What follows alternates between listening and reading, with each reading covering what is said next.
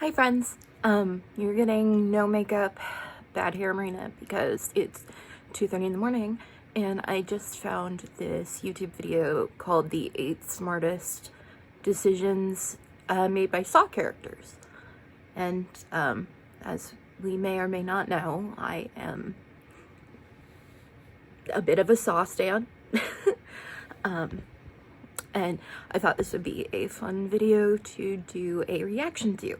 Now, I don't know how to edit in the video down here, so, and I also don't want to get copyright claimed because YouTube, so I am just going to play it on my laptop and you'll be able to hear the commentary and I will let you know what I think. The video is by What Culture Horror.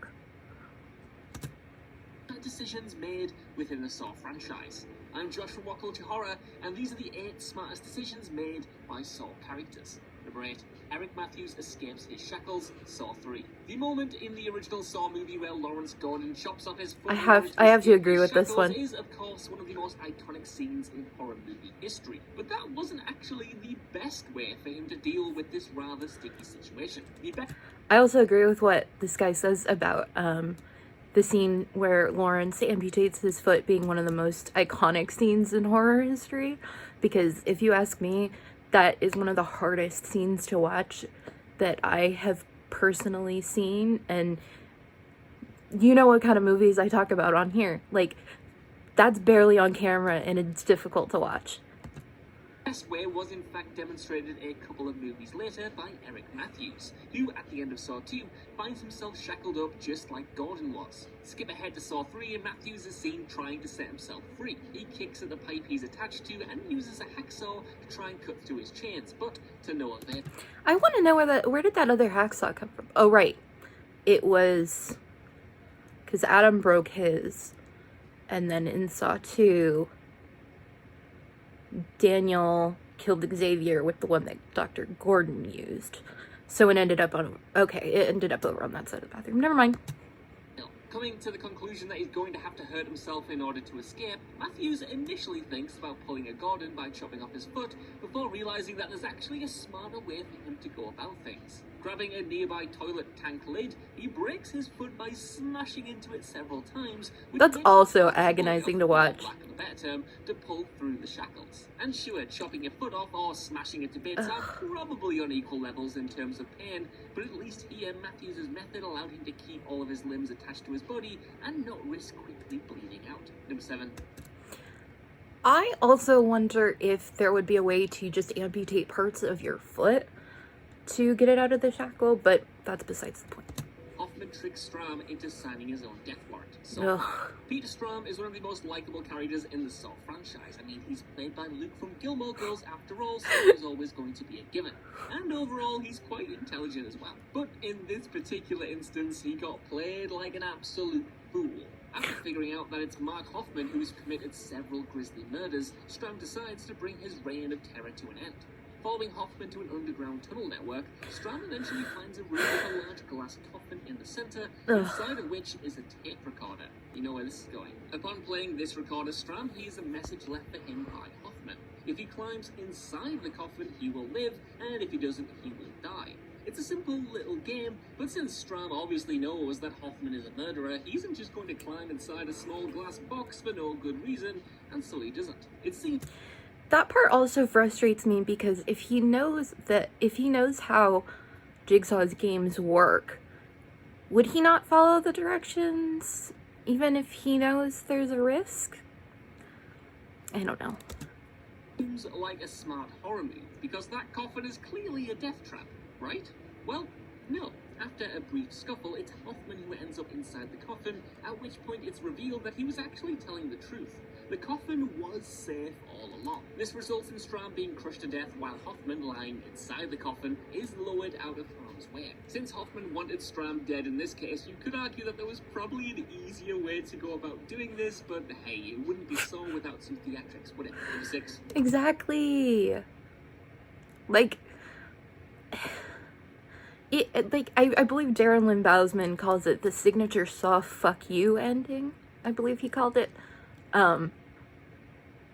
yeah, if as much as I hate that they killed off Strom, like, if he hadn't gotten killed off at the end of Saw 5, like, what would they have done with Saw 6, you know? Anyway. Emily uses her children as a survival tactic. Saw 6. The shotgun carousel is probably my favorite group trap. I can't fucking talk. Shotgun carousel in Saw 6 is one of these simpler traps in the series, with the victims not having to sacrifice any blood or flesh in order to survive. Instead, they just sit there and spin round and round in circles, while their survival is determined entirely by one man, William Easton. That's because every so often the carousel will stop, placing one of these 6 victims in front of a loaded shotgun. At this point, Easton can press 2 buttons to make the shotgun fire upwards, sparing the particular victim's life. On the downside, though, he can only do this twice, meaning that 4 people will eventually die. Upon learning these rules, the victims naturally start pleading with Easton to save them. But rather than pleading via purely selfish means, Emily decides to try a different, smarter tactic instead. In this moment, she reminds Easton of her children. When the shotgun is in front of her, Emily tells Easton that her kids can't grow up without her, and this resonates with Easton, who decides to save her. Demonstrating how smart Emily's tactic was, the other victims then immediately start copying her, using non-selfish pleas like, "My parents are ill," or "I'm..." This is one of the most... This is why I find this trap particularly interesting. Because it's pitting all these people against each other. And in a way that... I may eventually actually do an entire video on the genius of the shotgun carousel trap. But, my god, what a well-written scene. Though it's not actually quite clear whether these claims are actually true. While you could say that this was an obvious move to make on Emily's part, she did play the game perfectly regardless, which her survival proves. Number 5. Hoffman's body switcheroo, Saw 3D. In Saw 3D, the game seems to be up for Hoffman. I think we're giving Mark Hoffman a little too much credit. The police have figured out that he's taken over from John Kramer and are desperately trying to hunt him down. In retaliation, though, he sets up a bunch more games and taunts them with videotapes sent directly to the officers. Despite being on the back foot, though, he almost succeeds in outwitting the police force and tying up all of his... Sorry, I just have to laugh because they were showing that shot of the cell that they had Jill tuck in, and how after he shoots that one officer, there's like brain matter on the bars of the cell. Dropping red herrings in his videos, he's able to send the detectives on a wild goose chase, while he himself swaps out the body of a recent game victim and slips inside the body bag, ready to be taken off. This allows him to be transported exactly where he needs to be covertly, and as a result he's able to execute his revenge plan, going on a brutal killing spree and placing Jill in the same bear trap that she put him in previously. Wow, justice for Jill Tuck, honestly. But this convoluted master plan gained him his biggest body count. Number 4, Simone chops off her arm, Saw 6. When Simone and Eddie are locked in a room in Saw 6... She's one of my favorite survivor characters, I think, too. I love that they didn't have her, you know, buy John Kramer's bullshit. And told to cut off chunks of their own flesh, they both go about that gruesome task in 2 completely different ways. And in the end, Simone's method proves to be the much smarter plan. Being a bit of a heavier fella, Eddie starts cutting small pieces of flesh right off his flabby stomach, which isn't very efficient in the grand scheme of things. I mean, not that there's a simple or easy way to mutilate yourself, but if we do look at things rationally here, Eddie's fleshy chunks are pretty small, and they take a lot of time and a lot of pain to actually and fat weighs less than muscle, I believe. Simone initially tries a similar method, aiming to slice off small chunks of flesh, in her case her fingers, to tip the scales in her favor. But when she's unable to go through with this, she eventually just says, to hell with it, and decides to lop off a huge amount of flesh in one big chunk, that being her left arm. Yes, it's still absolutely painful as hell, and yes, she does have to sacrifice an entire arm, but it's undeniable that taking an all-in-one-go approach is far better than chipping away at your body in small pieces. I mean, just look at poor Eddie here, who methodically tried to remove small lumps of stomach when he could have just lopped off his arm with a few brief swings and won right away. Poor guy. Number 3. I mean, I think that Eddie had a good idea to try cutting off parts of his stomach, but yeah, Simone got shit done. Stram's tracheotomy, Saw 5. While most traps in the Saw series have some clear way to escape them, I mean, usually a very painful way, but still it's better than nothing, the trap that Peter Stram finds himself in at the start of Saw 5 is the exact opposite. Left alone in a room with a cube-shaped box around his head, Stram is forced to watch as his miniature prison slowly fills up with water. I don't know if I consider this one a trap so much in the way that I don't necessarily consider the shotgun hallway that kills Detective Singh in the first one and the tripwire on the stairs in the second one. I don't know if I consider those traps either, but regardless, big move on Stram's part. Has no phone, no keys, and no weapons of any kind. Put simply, it's a completely dire situation. This feeling of helplessness is amplified when the box... Could one not drink the water? I know that's kind of a unrealistic theory, but... is completely filled with water, and Stram obviously starts to drown. With no way out, it looks like he's done for, but at the very last second, he finds a pen in his pocket and rams it into his throat, giving himself a tube through which he can breathe. I don't understand why that pen was left in his pocket. Like, if they purposely, or if Hoffman purposely removed everything else from his pockets, why would he leave the fucking pen? Dumbass move on Hoffman's part. A moment of pure genius, especially considering how little time Stram had to work out a plan and how stressful the situation actually was. He is pretty bloody lucky that he had that pen on him though, otherwise he'd be done for. Number 2, Hoffman survives the reverse bear trap.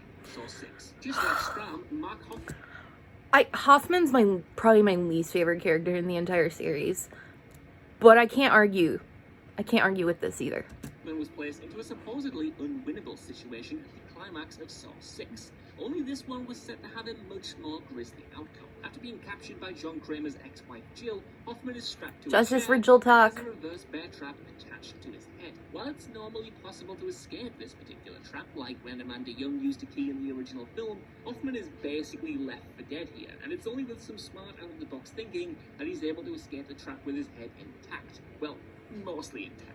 After using the bear trap itself to smash his hand to pieces, which allows him to slip it out the straps on the chair, Hoffman enters a blind panic, frantically trying to use a screwdriver to set himself free. However, this effort fails miserably. Then, just as it looks like it's game over, Hoffman decides to ram the front part of the trap in between the bars located on the door, preventing it from springing open and tearing his head apart. The vast majority of people would have just died here, but Hoffman, well, he clearly had his Weetabix in the morning. Number 1, Dana recruits Gordon to help him with his work, Saw 3D. While certain characters have displayed isolated moments of quick wit here, it's hard to deny that the smartest person in the entire Saw franchise is the one who's been outplaying everyone from the very beginning. That, of course, being John Kramer, aka the Jigsaw Killer. Now, he's obviously not the nicest chap in the world, but he has made countless smart decisions over the years, and if we had to single out just one of them, then it's the way he recruited Lawrence Gordon, which is arguably the wisest move he ever made. Gordon was, of course, one of the I do think there's a lot of plot holes around Dr. Gordon being an accomplice. Specifically, like, he cut off his foot to go save his family, right? So why would he work for the man who was responsible for the kidnapping and intended death of his wife and child? I don't know. That part I don't get. But unless he's like living a normal life again and he's still with Allison and Diana, I don't know. But that would have been a nice detail to have. victims in the original Saw movie, with his desperation causing him to chop off his own foot. After almost dying of bloodlust though, he was found by Kramer, who, instead of killing Gordon off for good or leaving him for dead, patched him up, fitted him with a prosthetic leg, and then set him free. Kramer is essentially manipulating Gordon by doing all of this though, trying to get him on his side, and in the end he's successful, gaining himself an incredibly useful ally in the process. As Kramer himself puts it, his work in the Saw sequels, quote, would not have been possible without Gordon's help. As a doctor, Gordon's medical expertise proves invaluable in setting up many of the traps we've seen in the series. Yeah, because I know there was a small community of Saw fans, myself included, that suspected that Dr. Gordon was the extra accomplice that we didn't know about. Because, you know, how would he get all of that medical equipment for the sick room? How would he be able to do stuff like place the key behind Michael's eye? Or sew Trevor and Art's eyes and mouth shut, respectively. Like, it definitely, like, it was a retcon that made sense, for the most part. Such as placing a key behind Michael Marks's eye and sewing Art Blank's mouth shut. Furthermore, Gordon is able to avenge Jill's death by killing Mark Hoffman, ensuring that Kramer's final request is carried out long after his own death at the end of Saw 3. So that's our list. What do you guys think? Okay. I think I agree with this video for the most part. Let me see if there's something in the comments that I am not. Top comment here is mentioning Britt in Saw 5. And yeah, the two guys in the public love triangle trap in Saw 3D. That was also, yeah. Ugh.